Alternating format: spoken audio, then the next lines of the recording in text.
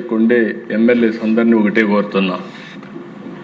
ఈరోజు చట్టసభలో ఉన్నాం, మనకు అరుదైన అవకాశం.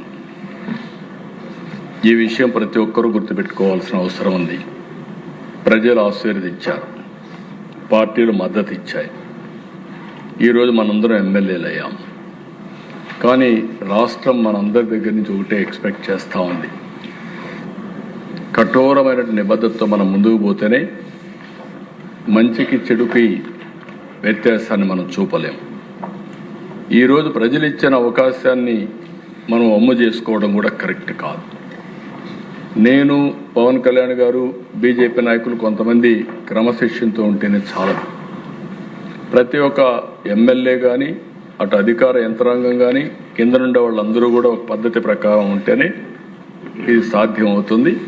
నేను ఒకటే మిమ్మల్ని అందరినీ నిన్నామన్నా కూడా నేను సమీక్షలు కూడా చేసినప్పుడు చెప్తున్నా, సమస్యల పరిష్కారం చేస్తూ ముందుకు పోతున్నాం. ఫైనల్గా నేను ఒకటే మిమ్మల్ని కోరేది, ఒక క్రూషియల్ సమయంలో మనం ఇక్కడ ఉన్నాం. ఏదో ఎమోషన్గా డిస్టర్బ్ అవ్వడం, లేకుంటే కొన్ని సమస్యలు క్రియేట్ చేయడం కరెక్ట్ కాదు. ఏ వ్యక్తి కూడా ఇక్కడుండే ఎమ్మెల్యేస్లో కానీ, మంత్రుల్లో కానీ, అందరిలో కానీ మనం ఓన్గా మనం గెలిచి ఇక్కడ రాలేదు. మేము ఒక నమ్మకం కలిగించడానికి నేను, పవన్ కళ్యాణ్ గారు చాలాసార్లు ఆలోచించాం. బీజేపీ అమిత్ షా గారితో మాట్లాడాం. అందరం కలిసి ఒక నిర్ణయం తీసుకున్నాం.